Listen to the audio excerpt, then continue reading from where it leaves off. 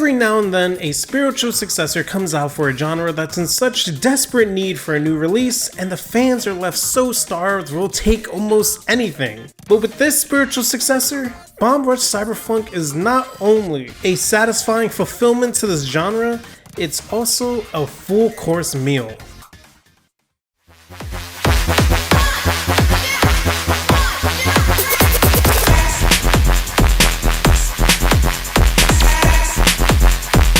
I've been meaning to cover this game for a while, and for really good reason. Team Reptile, publisher and developer of Bomb Rush Cyberfunk, just so happens to also be the creator of Lethal League, another well-beloved and phenomenal indie game that I happen to be a mild fan of. And though it's hitting its 1-year anniversary, I still really wanted to talk about this game. Almost everything about this game kicks so much ass. The style, the music, the gameplay, the design, and though like most games it has its shortcomings and isn't perfect, Bomb Rush is truly a one-of-a-kind, funk-filled gaming experience that's willing to bring you back to a simpler time of gaming. When first coming into it, I kinda knew it was just gonna be a modern take on Jet Set Radio. I mean, that was obvious from looking at its trailers, but after playing it, yeah, it's just Jet Set Radio, but I don't mean that in a bad way.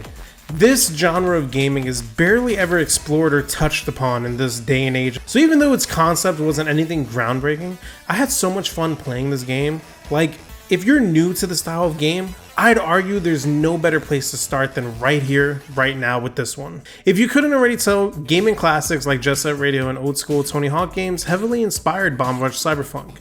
And if you're longtime fans of those series, then almost everything about how this game plays is going to feel familiar. But this isn't just a clear one-to-one copy and paste, as things were added to this game to help push this simple gameplay even further. Movement is key. Every nook and cranny of these urban environments can be explored or tricked on using your vehicle of choice, all with their unique feel. Grind on rails, cross gaps, trick your way across every platform, all in an effort to tag each location in a stylish string of inputs with some sick looking art. And this is without a doubt the best aspect of this game. Moving around feels so clean and fun, and it looks so cool, and like, look at this. Tricking around these environments is so satisfying, and it's like even after beating the game, I'm in desperate need to just do more with it. Till the very end, I was trying to min-max my combo potential in every level because the controls just felt that good. I didn't have to grind and manual my way around every street corner or rooftop, as it's not really needed, outside of missions of course, but I wanted to grind and trick off everything. That's how satisfying it felt to control and to just move around. Though you wouldn't have to worry about things like balancing on rails and getting crazy with your button inputs like a more skill-based skating game like a pro skater, you still can't just mash buttons. You have to find other ways to keep that combo going by wall riding and strategically using your boost to perform even cooler tricks. Like when you have to boost while doing a manual to further your manual without dropping the combo. Sounds weird, but it makes sense. Oh yeah, there's a boost. As if this genre wasn't sick enough. Most of the game is spent tagging walls. Tag enough walls and you can challenge a rival gang member to show off your skills. Defeat enough members and you get to have a full-on crew fight to decide who controls that turf. Having to use that knowledge of the turf you explore to create the optimal path and lines to maximize your points. Then, rinse and repeat in a new area. I guess that can be considered a shortcoming of this game, as the overall repetitive nature can be a little off-putting if you're not into the story that this game has. But I mean, come on. If you're looking at a video of a Jet Set Radio successor, I get the feeling that repetitiveness doesn't really bother you too much. Personally, I don't mind it. I can find repetitive games fun if the gameplay itself is fun enough or engaging enough. Doesn't matter how repetitive it is, I'll find a way to continue playing it. And this is one of those games. Even after getting to the end credits, I still want to hop back on and skate around to, see what else I missed. Which realistically is something I can do, since even after completing an area, there's still just a ton of secrets in this game to find. So it's cool that this game has like that level of replayability. Graphically, though this game isn't winning any awards anytime soon, which it was nominated for audio, which is kinda crazy, this game more than does the job, and is killing it too. Stylized to look like it's fresh off of Dreamcast or something, it nostalgically hits all the right notes to feel ahead of its time if it came out 25 years ago. And I mean that as a compliment. I mean, this game just screams S-rank stylish.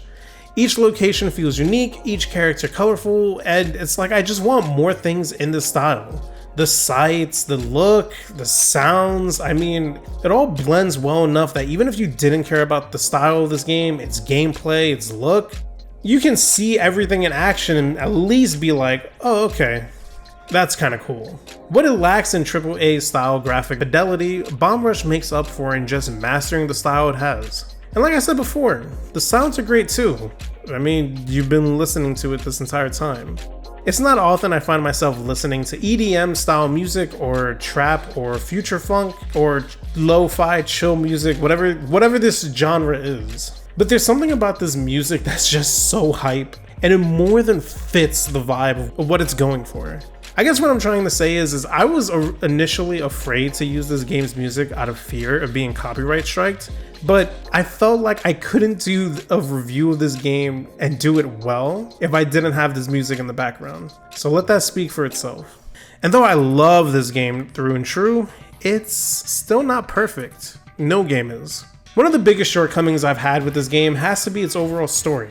It's not that the story is necessarily bad, it had its moments here and there that I quite liked, but in enjoying it, I can understand that it isn't anything groundbreaking. And shy of its tutorial-like beginning and climactic big ending, the plot is simple. But the worst offense is most of these characters felt underdeveloped. I think I may have gotten spoiled from the modern age of gaming where story paths can branch out, and side objectives can close up any lingering plot holes. I mean, even small-time indie games do that kind of thing. But this game isn't one of those. Almost every character feels kind of just there at times, which sucks because I really like all these character designs. They feel like they exist for no reason other than to push the narrative forward, but they're never really advancing the story themselves. Even main character Red himself feels like a total cop-out of just having things happen. I want to care about some of these characters, but can't. I don't know anything about them. Motives, why they do what they do, how they got to where they are. They're cool on the surface, but empty on the inside. And it feels like it shouldn't be like that. If these characters' backstories match their appearance, we wouldn't be having this conversation. And with the overall plot, if there's this whole citywide turf war happening and all the gangs are struggling for power and everyone wants a piece of the pie, it really doesn't feel like it. Storytelling has always been a weak point for Team Reptile, and this game is no different. I mean, even when I got to the end, without getting into spoilers, they really wanted you to care about a character because of something that happened to him in his past. And though it's like cool how they show it, it kind of just happens. And I felt nothing because I barely knew anything about him and the people around him. So it's like I wanted to care, but there was just no weight behind it. And if there was another thing that really bothered me about this game, it was without a doubt its combat. Yes, this game has combat, and I've refused to show it up to this point because, well,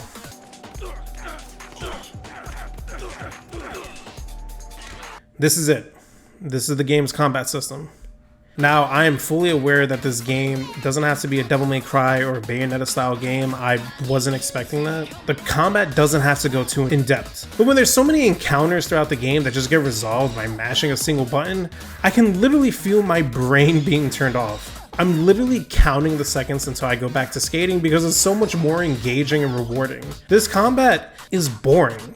The combat encounters that were the most memorable were the ones that utilized skating the most. And if they just stuck to that throughout the entire game and expanded on it, I don't know, I feel like we could have had something that was way more fun.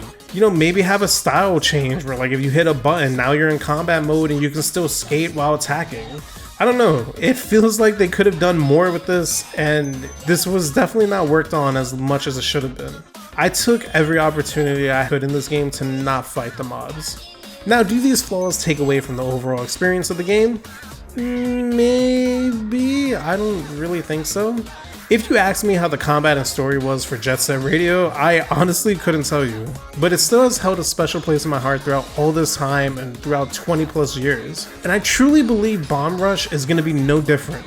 Sure, it's flawed, but what's here and works fucking works, man. Bomb Rush Cyberfunk is a high-octane, visually amazing graffiti-style skating game that highlights all the best parts of the genre. And though it took me a year to finally play it, I'm beyond ecstatic that I finally got the chance. Like, I've been waiting forever.